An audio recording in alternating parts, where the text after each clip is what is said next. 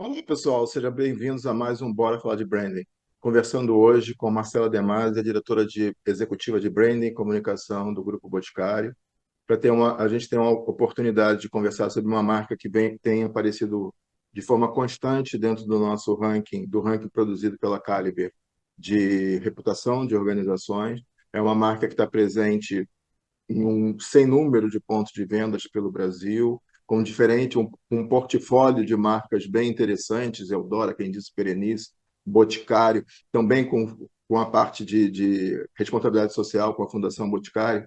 Então, a gente vai ter a oportunidade hoje de conversar com a Marcela Demasi, diretora executiva de comunicação e marketing do grupo Boticário. Tá bom? Até já. E lembrando, desculpa, lembrando que o Bora Falar de Branding é um projeto acadêmico, é um projeto que não tem nenhuma finalidade comercial, é um projeto que, acima de tudo, visa compartilhar, trazer, construir e compartilhar conhecimentos sobre o universo de gestão de marca, branding e reputação corporativa para as organizações. É um projeto que ele é patrocinado pela Caliber, uma consultoria especializada na questão da reputação corporativa, com clientes como B3, Itaú, Pfizer, Equatorial, Engie, entre outros. Então, esse é um projeto acadêmico, de novo, para fazer com que alunos da MBA, profissionais de comunicação, marketing, sustentabilidade, relações públicas, entre outros, tenham acesso a conhecimento, o que pensam as pessoas que estão por trás da construção das grandes marcas e operação no nosso país. Tá bom? Então, até já. Olá, pessoal. Agora voltando já com a Marcela Demasi, a diretora executiva de Branding e Comunicação do Grupo Boticário. A gente estava conversando aqui antes em off, estava falando de um grupo que tem mais de 4.000 pontos de venda no país. Fazer aqui um breve bio, eu não costumo fazer isso, mas em respeito à Marcela, porque eu sempre peço às pessoas para se apresentar, mas está aqui a colinha que foi dada pela Marcela Demasi Nogueira, formada em Publicidade e Propaganda, também sou, com especialização em marketing empresarial pela Universidade Federal do Paraná, ou seja, né, deve ser de Curitiba ou arredores, MBA em gerenciamento de projetos pela FGV. Está há mais de 10 anos no Grupo Boticário e com experiência em planejamento estratégico de marcas, inovação, negócio e relações públicas. Marcela, seja muito bem-vindo ao Bora Falar de Branding. É uma bela oportunidade para a gente conversar sobre uma marca que tem aparecido de forma muito constante no ranking que é produzido pela Caliber, em termos de percepção, de confiança, credibilidade dentro da sociedade brasileira. A gente vê algumas marcas que às vezes aparecem, mas igual um vagalume, às vezes aparecem, infelizmente depois somem porque não conseguem ter a constância. E o que a gente tem visto do grupo Boticário como um todo, né, falando principalmente do ícone, que é Boticário, mas pensando no grupo Boticário como um todo, uma constância muito grande dentro dessa construção de confiança, credibilidade e reputação. Então, mais uma vez, seja muito bem-vinda, Marcela. Obrigada, um prazer imenso estar aqui contigo para conversar sobre esse tema que a gente é apaixonado, não só como profissional, mas dentro da organização também. Não à toa a gente trabalha muito para construir reputação. E aí a gente sempre conversa, eu sei que eu já fiz aqui meio que um spoiler do bem, né, falando um pouquinho, mas a gente sempre se interessa inicialmente, porque o nosso público está falando de pessoas que estão ou fizeram MBA, está falando de pessoas que, fora a questão de escolaridade, eles estão buscando uma ascensão profissional, e é sempre interessante conhecer o backstage, conhecer, acima de tudo, as pessoas que constroem o que é visível para a sociedade, que é o encantamento, o propósito das marcas, tá? Então, eu queria começar pela história da Marcela, rapidamente. Eu sei que já falei uma parte aqui, mas quem é a Marcela? Onde trabalhou? Se é que trabalhou antes ou é a primeira e única atividade? Queria conhecer um pouquinho da Marcela. Então, prazer, gente. Eu sou a Marcela, eu sou curitibana. Vocês vão perceber pelo sotaque que eu acho que não tenho, mas eu dou oi, as pessoas já sabem. Ah, você é do Sul. Sim. Eu sou mãe do Gabriel, que tem 3 anos, sou casada com o Rafael. Sou uma apaixonada por publicidade, uma pessoa extremamente curiosa. Amo adquirir repertório, estudar marca, estudar comportamento. E a minha jornada, ela foi uma jornada de começar trabalhando em produtora de comercial, de filme. Então, fiz produção, fiz assistente de direção, comecei lá na ponta, fui para agência, fui atendimento, planejamento, fui mídia, trabalhei com bastante projeto de marca, de criação de marca, de reposicionamento de marca. Foi aí que surgiu a oportunidade de ir para o Boticário, e foi num momento muito importante, porque é quando dentro do Boticário a gente estava se criando a área de branding, que na época era uma marca muito direcionada, foi em 2012, foi logo, na verdade, quando o grupo foi criado, 2 anos depois de grupo. E foi quando começou a se criar a cultura de branding mesmo dentro da organização, que tinha sempre muitos produtos, mas que queria criar mais significado para aqueles produtos, que eles fossem marcas fortes também, né, no cenário. Entrei nessa área como analista, eu era analista sênior lá, e fui crescendo dentro da empresa. Estou há 12 anos agora, esse ano. Fui analista sênior de branding, fui consultora de branding lá dentro, consultora que, inclusive, fiz um projeto que ele era chamado Bot 20, que na época ele era o que o Boticário queria ser em 2020, e a gente sempre pensando com a visão de futuro, construindo marcas de longo prazo. Virei gerente de comunicação e campanhas. Lá, depois de um tempo, eu fui para a área de inovação em produto, desenvolver produto mesmo, cheiro, textura, embalagem, e eu costumo dizer que esta trajetória ela foi bem intencional, eu quis fazer isso, porque eu queria testar o que é marca nas suas diferentes texturas, eu diria assim, nos diferentes sentidos. Uma coisa é você pensar 2D num visual, pensar num filme, outra coisa é pensar num cheiro que materializa aquela marca também, que dá sentido da consistência para ela, né? E depois de inovação, eu fui para business, que é uma área que pensa o financeiro daquela marca. Então, meta, promoção, preço, margem. Aqui foi a minha esticada, acho que mais hardcore, assim, eu diria, porque eu quis ter a veia do negócio para me ajudar a tomar decisões mais conectadas mesmo com o valor que eu gero por business, assim, além do valor que eu gero para a marca. E depois disso eu voltei, aí eu já era gerente, saí de licença maternidade. Eu falo que, na verdade, essa época que eu estava em business foi a mais complexa da minha carreira, porque eu cuidei de álcool gel na pandemia. Então, eu era a pessoa responsável por fazer demanda de álcool gel num contexto completamente adverso. Passamos por isso, passamos muito bem, com muitos planos, enfim, uma empresa que tem 4.000 lojas, quando todas estão fechadas, precisou de muito plano e muita consistência para se manter firme como está hoje. E saí de licença maternidade, voltei promovida para a área de comunicação, então eu voltei gerente sênior em comunicação para cuidar da marca Boticário. Depois assumi o Boticário, mas quem disse Berenice, fui para um cargo de diretoria. E aí fui para um próximo passo, que foi diretoria executiva. Tudo isso aconteceu nos últimos 2 anos e meio. E aí eu comecei a cuidar das 14 marcas do grupo. Então, 14 porque a gente adquiriu o Trust, adquiriu o Dr. Jones, criou o We, criou Amigos, trouxe Pampers, que é a primeira linha de cuidados da marca numa colaboração com o P&G. E a gente tem um portfólio bem robusto, assim, que vai da farmácia até a loja própria, né? Então, acho que é um desafio bem legal agora, cuidando, então, de estratégia de marca, estratégia de relações públicas, produção, digital, nossas redes sociais todas também ficam junto, então, acho que consigo trabalhar uma diversidade legal aqui dentro da área. Você que está nos acompanhando, e de novo, né, o objetivo do Bora é fazer essa reflexão. Eu, como professor, sempre anoto tudo aqui, né? Ela falou que começou em planejamento, mídia, está no Boticário desde 2012 e queria, acima de tudo, entender e construir o significado para os produtos, era um anseio da organização. Aí passou por gerente de comunicação e campanha, depois pela área de inovação de produtos, pensando na embalagem, no cheiro do produto, né? Ou seja, tudo o que cerca de forma sensorial o produto. Depois trabalhou na área financeira, com meta e produção, ou seja, meio que um desenho de um gerente de produto. A ideia é boa, mas será que ela fica de pé? Depois, na pandemia, né, promovida com a questão aí das 14 marcas que formam o portfólio. Então, para você que está me acompanhando, assim, ouse, ouse, olhe de forma sistêmica, aprenda diferentes áreas. Às vezes tem assim, eu sou somente social media, eu sou somente mídia, eu sou somente planejamento. Nós somos tudo. A gente tem que ter visão, ainda que você esteja dentro de uma organização, ainda que você esteja dentro de uma caixinha, né, do organograma, na realidade você precisa ter uma visão do todo. E percorrer essas diferentes áreas é uma aposta que se mostra muito bem sucedida no caso da Marcela e em várias outras pessoas. Ter essa ousadia estratégica, né, de percorrer diferentes áreas.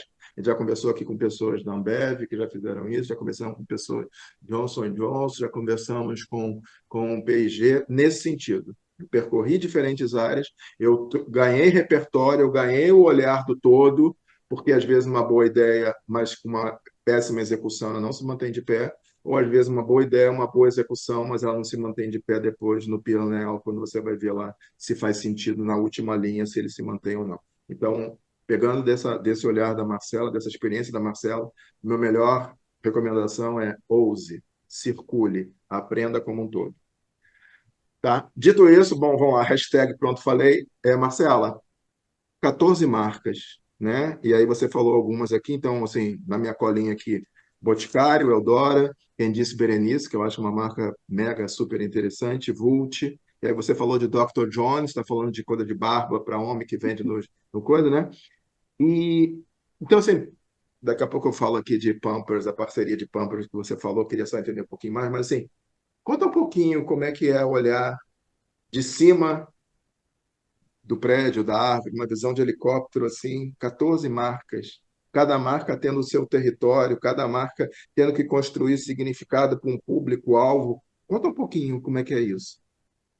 A gente tem, acho que um conceito de sempre olhamos para portfólio de produto, como é que a gente começa a criar a cultura de olhar para portfólio de marcas, com seus diferentes significados, não é sobre o atributo, não é sobre uma é lâmina e a outra é creme, é sobre quando cada uma daquelas linhas, daquilo que a gente está oferecendo, está embaixo de um guarda-chuva, que é composto de significados, que está direcionado para uma pessoa num determinado canal, como eu respeito aquilo e construo a outra marca para complementar essa estratégia, para interseccionar de forma mais intencional e não para sobrepor, não para competir.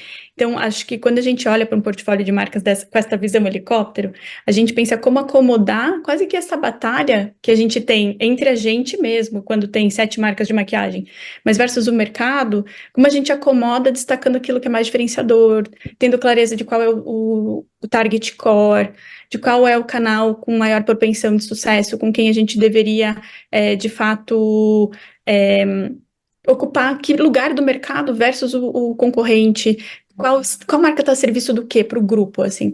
Então, acho que o nosso papel é ter cada vez mais, trabalhar melhor as nuances e as distinções para que cada uma seja muito forte naquilo que ela pode ser, e contribuindo para que o grupo ocupe mais lugares dentro do mercado, né? A gente quer eliminar a sobreposição e conseguir ocupar de forma mais inteligente os espaços que a gente pode ocupar com essas marcas dentro do mercado. Mas é desafiador. Não, é mega porque, como você disse, né, você precisa criar um significado, cada um com o seu espaço, uma não invade no espaço da outra, mas não é simples, porque, tal qual os seres humanos, as marcas estão aí, você tem datas que elas são comuns para mais de uma marca, Dia das Mães, por exemplo, várias marcas dessas 14 marcas dialogam diretamente com a figura feminina com a figura da mãe, então você tem que criar um calendário novo. E aí, já pensando que extrapola até a sua área, né?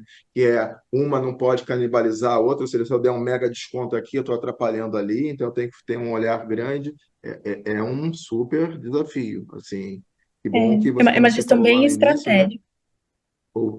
Você começou com planejamento integrado de marca que você gosta e tudo, porque é, é, é um desafio. Mas assim, então vamos lá, ainda nas 14 marcas, eu quero aproveitar um pouquinho mais você. Por exemplo, só porque você falou sobre isso para eu não perder aqui. Pampers, ela é proprietária da P&G, Isso. mundialmente. Como é que é essa associação com vocês? Só para entender um pouquinho desse escopo. É como uma colaboração. Pampers está focada no mundo das fraldas. A gente viu uma oportunidade da força que essa marca tem para entrar desde a primeira infância, que existe um espaço para que ela também entregasse cuidados infantis. E a gente, no grupo, tem uma expertise muito grande de cuidados para fazer. A gente tem linhas infantis bem relevantes, assim, do Dr. Botica, do Bot Baby, do Boticário, assim, há muitos anos, Uhum. e um know-how de P&D para isso, assim, muito forte. E aí a gente entrou em contato com eles e falou, puxa, a gente vê a oportunidade, você já tem uma marca forte, a gente tem uma expertise, você tem o canal, a gente hoje trabalha infantil dentro do nosso canal proprietário, e se a gente fizesse uma parceria, você não vai desviar o seu foco, e eu vou continuar o meu, mas a gente se soma. E acho que foi uma parceria muito bem recebida, foi um trabalho super em conjunto, e a gente lançou a linha de cuidados infantis de Pampers. Então, a gente faz essa gestão toda de marca, junto com eles, faz a gestão do canal e a gente trabalha em complemento a uma fortaleza que eles já têm, né? Eu acho que é uma relação muito ganha-ganha de parceria e que demanda muita maturidade das marcas para desenhar um modelo que operacionalmente funcione e que todo mundo ganhe de fato, né? Duas marcas muito grandes, assim. Então, acho que o ganha-ganha fica cada vez mais evidente. Falando sobre o portfólio 14 marcas, anos e anos e anos atrás, quando eu vi a primeira vez, eu fui impactado assim, nossa, uma loja chamada Quem Disse Berenice. E acho que, e aí explorando de você, acho que tem muito a ver com o zeitgeist da marca, né? Assim, de alguma maneira, não é causar, impactar, não sei se é a melhor expressão, mas assim, chegando, uma típica expressão carioca. Como Como é que é essa construção, só para passar adiante? você sabe que Quem Disse Berenice, eu lembro da história, eu não estava em Quem Disse Berenice quando ela foi criada, mas eu estava em Boticário. E eu lembro que até o público interno falou, meu Deus, ela viralizou já pelo nome, porque foi muito inusitado colocar uma frase como nome de marca, né? E ela nasceu da inquietude na época quando a gente estava vendo que para tudo as pessoas tinham regra. Então a gente nasce cheio de regras, assim, não apoia o braço na mesa, não chora. Não, e daí quando você ia para o mundo da beleza, que ela ajuda você a ser autêntico, não usa batom vermelho que não fica bom, não mistura essa cor com aquela cor, não coloca esmalte escuro na reunião. Até um universo onde você poderia explorar com a gama de cores, de texturas, de tudo que a gente tem, a tua autenticidade, as pessoas eram tolhidas, cheias de regra. Então a marca percebeu que existia um espaço de eu gostaria de me divertir mais dentro desse universo. E hoje eu não estou me divertindo e explorando o potencial que essa categoria pode me dar. E por isso vinha muito na fala das pessoas. Quem disse que eu não posso? Quem disse?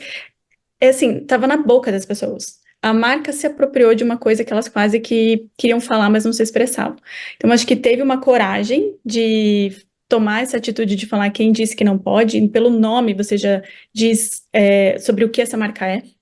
Quem disse Berenice veio quebrando, o manifesto dela era sobre quebrar as regras do mundo da maquiagem, não só do mundo da maquiagem, mas tudo aquilo que diziam para você que você não podia, se fizer sentido para você e se for ético, né? Você pode. E o nome já veio para fazer ela colocar o tom do que ela traria como conversa de partida. E acho que aqui tem muito desse universo da consistência, né? Você assumiu isso no seu nome, você assumiu isso como o teu objetivo, o teu propósito, tornar as pessoas confortáveis para serem autênticas e exercerem a sua liberdade da maquiagem à sua vida. E a gente falar que quem disse que não pode, se isso faz sentido para você, no momento quando você fala o nome da marca, acho que é muito poderoso. Assim. Esses dias até a gente saiu na imprensa porque as pessoas estavam comentando na internet e um homem falou assim: a minha mulher quer um presente da Quem Disse Berenilda. E daí a gente mudou o nome no Instagram rapidinho para Quem Disse Berenilda, e isso viralizou, assim, porque eu acho que é tão poderoso, a marca ganha uma proporção que ela pode brincar com ela mesma, porque no final é sobre quem disse que não pode, e se é Berenilda, se é Berenice, o que seja, sabe? Ela está a serviço de suportar as pessoas na sua autenticidade. Legal, legal. Bom, vamos falar da marca, não sei se é a melhor expressão, é o grande ícone guarda-chuva, que é a Boticário, né? Com a categoria, estou lendo aqui minha cola, a categoria grande de perfumaria, corpo e banho, maquiagem, cabelo, skincare, entre outros. Por acaso, ontem à noite, aqui em São Paulo, eu estava numa loja do Boticário, com meu filho, procurando um presente para o Dia das Mães. Assim, quais são os pilares dessa marca? Qual é o propósito dessa marca? Né? Na minha conta rasa, essa marca ela tem mais de 40 anos de estrada, posso estar errado. Conta um pouquinho dessa marca, seus pilares, seu propósito, por favor. Boticário é uma marca de 47 anos, tô fazendo 47 anos esse Viu? ano. Tá bem. Viu? E gostei que você estava na loja procurando um presente. Espero que tenha achado uma coisa muito legal. Aqui no Shopping Vila Olímpia, ontem à noite. Se não me engano, é o segundo andar ou o terceiro andar. Estava aqui ontem à noite. Ótimo. Mas ela é uma marca de 47 anos que tem por raiz, assim, falar de amor. Acho que a marca, ela escolhe ser uma marca que acolhe as pessoas e as relações, e suas relações. Ela é uma marca de beleza, ela sempre falou sobre a beleza e o poder que a beleza tem, a beleza de você se sentir bem consigo e com o outro, mas ela vem fortemente trazendo o amor como o grande território de conversa, o grande território do que move. É uma marca que combate a intolerância, tudo aquilo que exclui o outro, tudo aquilo que, de fato, nega a existência do amor. A gente não tolera e a gente gosta de se posicionar e estar a serviço de relações verdadeiras humanas. Acho que isso tem ditado muito o tom das nossas comunicações nos últimos anos. Acho que a gente evoluiu, inclusive, acho que trazer essa verdade para dentro da marca, assim, que é uma marca muito verdadeira mesmo. A gente fala que a gente nasceu do físico. O Boticário é uma marca que nasceu da loja, do contato humano, da vendedora com a cliente, a porta aberta. Então, é uma marca que tem muito sobre isso, sobre essas relações, essas construções familiares.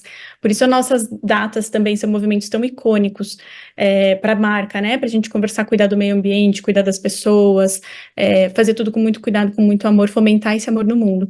E a marca, ao fazer isso, acho que ela tem cada vez mais, como eu disse, trazendo verdade para dentro da narrativa. Quando a gente parou de idealizar uma beleza perfeita, por exemplo, e começou a trazer muito mais um aspiracional possível, quando a gente vetou a palavra perfeito dentro dos nossos produtos e das nossas campanhas, quando a gente começa a colocar relações como a campanha que a gente fez no Dia das Mães agora, que não é uma relação idealizada perfeita, mas é uma relação que tem tropeço, que mostra também que tem problemas e ainda assim vai ter amor. Eu acho que a gente busca aproximação. Desculpa só te interromper, super impactante o comercial. Ele faz refletir sobre os nossos tempos, sobre idas e vindas, encontros e desencontros. Desculpa E só te acho que interromper. esse é um pilar importante da marca, assim, dela se manter presente no tempo. Então, a gente está vivenciando o tempo com as pessoas tal qual ele acontece na nossa vida, não está desconectada da cultura que a gente está vivendo para se manter atualizada, mas trazendo mesmo verdade. Assim, acho que a gente no passado trabalhou uma perfeição, uma relação mais idealizada, uma beleza mais idealizada, e a gente entendeu que quase não cabia espaço para não ter tanta verdade. Assim, então, a gente vem trabalhando esse movimento de ser autêntica e verdadeira, mas reforçando sempre a bandeira do amor e das relações. Acho bacana não ter aqui, né, excluir o ódio, negar tudo que vai contra, né, a negativa, né, de existência do amor. Achei bem interessante a supressão da palavra perfeito. O que é perfeito, né? O que é imperfeito? Não existe. Acho Hum. bem legal. Fiquei pensando aqui, não vou explorar isso porque não está no roteiro, mas só deve ser difícil, não do que vocês pensam, mas em tempos de intolerância e de polarização, como isso acontece. Mas isso é um outro Mas, papo, a gente conversa um dia. mas olha, eu vou te dar um Diferente. exemplo breve. Posso te dar um exemplo breve sobre isso? Pode. É, nas nossas redes, eventualmente a gente coloca uma campanha que as pessoas se sentem à vontade para vir julgar a beleza da pessoa que está lá, ou o corpo dela, ou qualquer coisa com preconceito.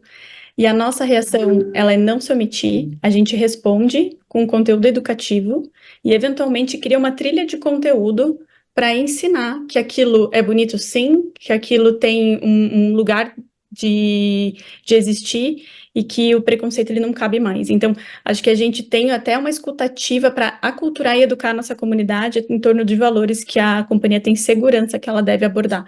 Então, tem um olhar muito cuidadoso mesmo na minúcia, assim, sabe? Que é responder nas nossas redes quando isso acontece dentro do nosso ambiente. Acho que é um cuidado da marca.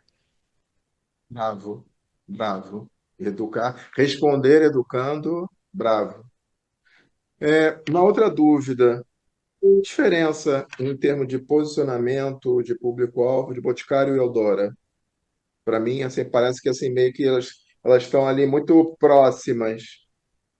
Sabe que Boticário e Eudoro são duas marcas multicategorias, né? Então, elas são... Se você pegar o portfólio, você vai de fato olhar e vai ver muita similaridade. Elas estão em canais também similares. Acho que elas são diferentes por definição de target, por posicionamento, e quando a gente fala que ter um portfólio de marcas às vezes é sobre a nuance, é sobre o entendimento do consumidor, aqui é um belíssimo exemplo, assim, quando você olha para a Eudora, você está falando com mulheres super vaidosas, você está conversando com mulheres que de fato querem colocar aquilo que elas têm de beleza para fora, é sobre se sentir bonita, é sobre se sentir potente, é sobre ocupar lugares que até então ela não ocupava. E a gente está falando de um comportamento para quem quer de fato falar sobre beleza, está conectada com moda, está conectada com esse assunto porque ela se interessa. É um ambiente que ela quer estar, que ela quer vivenciar. E ela curte esse processo de se produzir. Quando eu estou falando do Boticário, eu estou falando também sobre pessoas que têm esse interesse, mas a minha tratativa toda está em torno da família, das relações, de como eu me mostro para o outro, de como eu me relaciono com as pessoas. Então a gente aborda códigos estéticos, visuais, conversas completamente diferentes. Se você pegar a campanha de Dia das Mães do Boticário, eu estou falando da relação da mãe com o filho adolescente até então invisibilizada e que precisava de acolhimento. Se você pega a campanha de Dia das Mães de Eudora, eu tô com uma mãe e a filha desfilando na passarela, num ambiente super luxuoso e aspiracional, quase irreal e mágico, assim, em que elas estão trocando presentes que têm quase que um status dentro do mundo da beleza. Então, elas bebem de fontes culturais e comportamentais bastante diferentes. Isso direciona a criação da campanha, a criação narrativa, a segmentação de mídia, a embalagem dos produtos, até os ativos que eu coloco dentro do produto que para uma marca vai estar diferente do que da outra. Então, acho que ter clareza de para quem e o valor que se gera para cada uma dessas pessoas a partir do seu comportamento e não da sua faixa etária, mas a partir dos seus interesses reais e dessas microculturas onde essas marcas estão inseridas, é que a gente discorre a elaboração de toda a nossa estratégia. Estou gostando bastante da conversa, hein? Como, no final das contas, diretora de marca, ou o que eu iria falar só como gestora de marca, quais são três grandes preocupações que você pode compartilhar com o nosso público? Assim, ó, nunca deixem de olhar isso, isso, isso. Três preocupações. Eu acho que eu penso, tem muito do meu contexto agora, né, olhando para tantas marcas. Eu acredito muito que a gente precisa saber que uma marca ela tem que ter um para quem, um propósito muito claro, mas a partir disso ela tem que ter pontos de vista atualizados. É quase que o teu brand positioning, ele é o teu guide. Em cima disso, você cria novos pontos de vista associados ao contexto. Ter disciplina sobre isso é o que te dá consistência de longo prazo. Eu sempre falo para o time assim, a gente vai, isso aqui é muito legal, não vamos fazer. Porque não constrói nada. É muito legal. Talvez eu faça um pico de conversa, mas que ele acaba nele mesmo. O que disso vai me trazer consistência? Então, ter disciplina na execução da marca. Tá todo mundo saturado de informação. A gente precisa facilitar quase que a digestão do consumidor para ele entender do que aquela marca está falando, sobre o que ela quer se manifestar. Então, muito sobre disciplina e consistência. Acho que a segunda coisa é inovação. Não tem espaço para a gente não tentar inovar.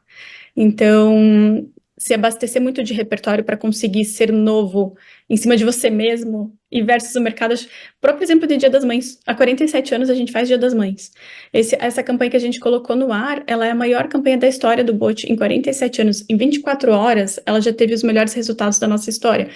E é conseguir se reinventar e inovar em cima de bases de disciplina. De quem é essa marca, do que ela se propõe a fazer. Então, não é porque você. Às vezes as pessoas falam assim, puxa, eu fico engessado. Não fica. Você tem que expandir o seu repertório para entender como você consegue ser inovador mantendo consistência.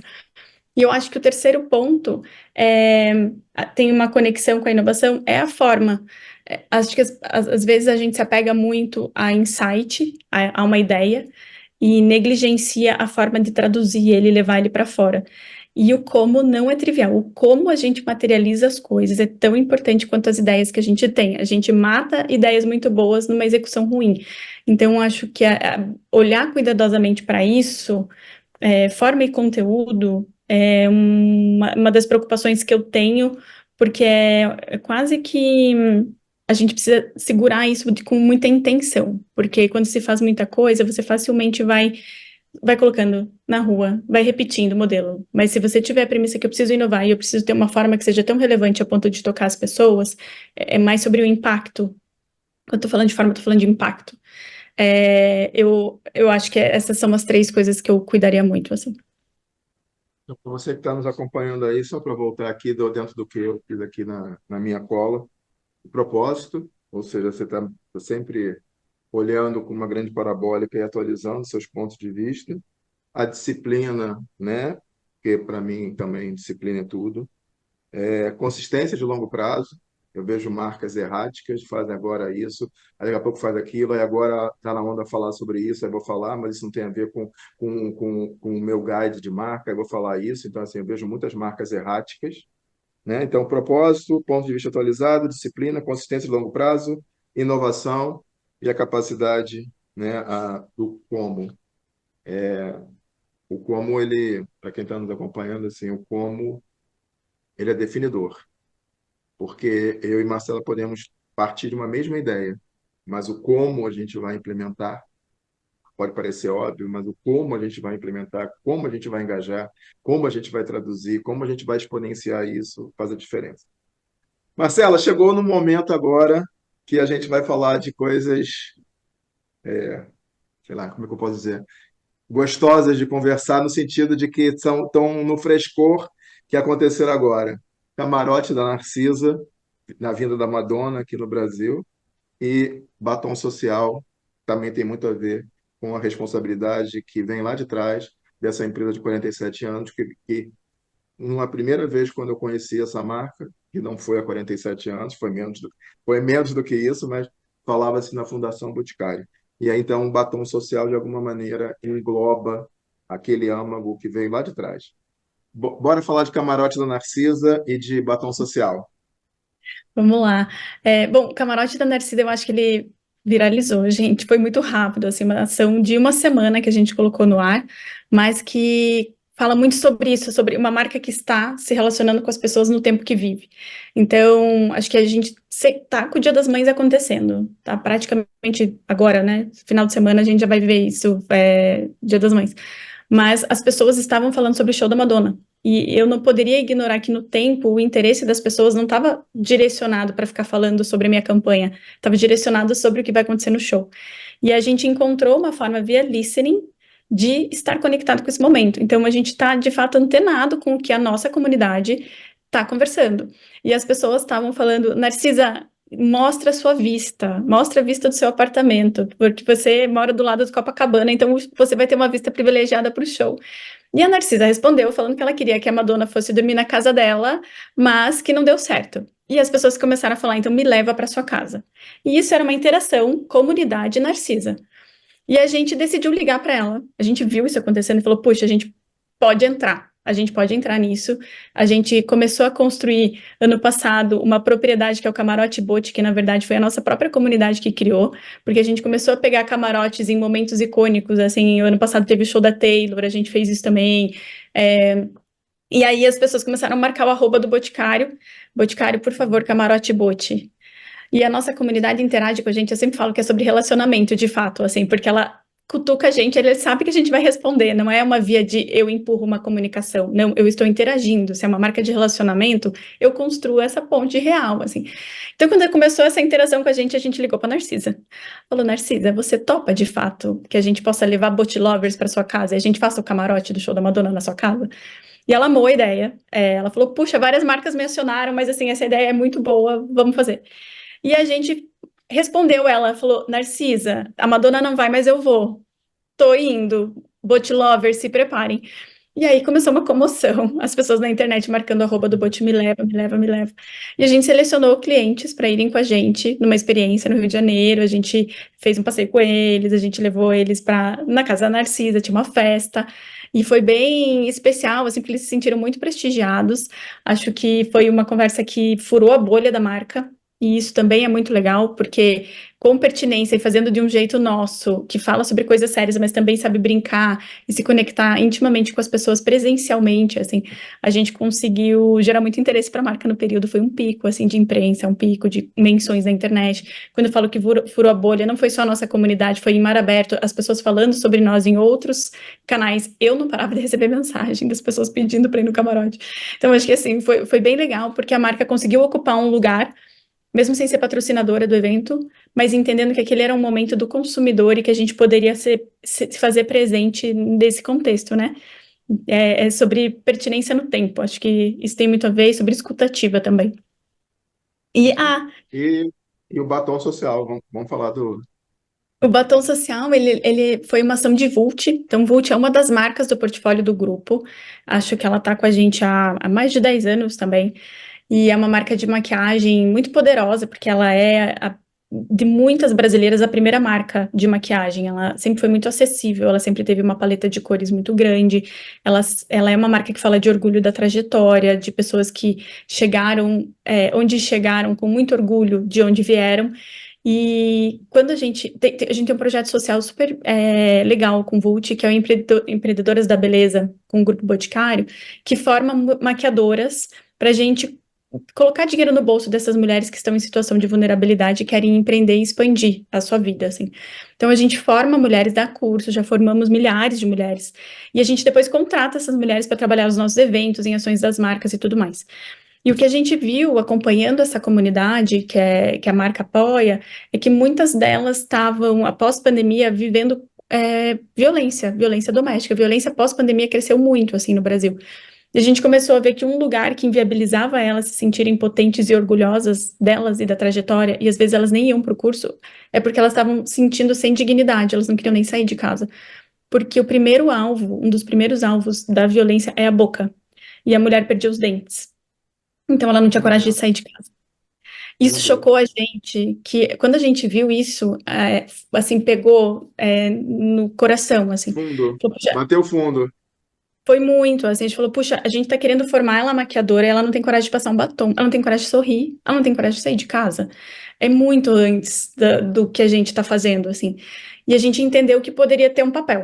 Tem alguma marca, eu acho que a gente sempre faz uma análise que marcas que têm o alcance que a gente tem, a gente pode ter um papel social também que é expandido, porque a gente entra na casa das pessoas, a gente consegue colocar temas na conversa do jantar, mobilizar comportamentos e pensamentos. Então a gente falou, puxa, vamos fazer uma ação. Então a gente criou o nosso primeiro batom social, que é um batom que 100% da verba dele é revertida para a causa de violência contra a mulher. E a gente apoia a ONG, que são os Amigos do Bem, que são dentistas que recuperam o sorriso dessas mulheres e fazem implantes e recuperam a dignidade dessas mulheres. E a gente também fez uma parceria com o Instituto Maria da Penha, porque já que a gente tem uma trilha de curso que forma mulheres maquiadoras, dentro desse curso a gente podia colocar módulos que ajudam essas mulheres a identificarem se elas estão sofrendo violência, a identificar pessoas próximas, como lidar com isso, para onde recorrer e como ser uma rede de apoio também para outras pessoas, para levar repertório mesmo, porque às vezes as pessoas não têm consciência do que elas estão sofrendo ou não sabem como ajudar.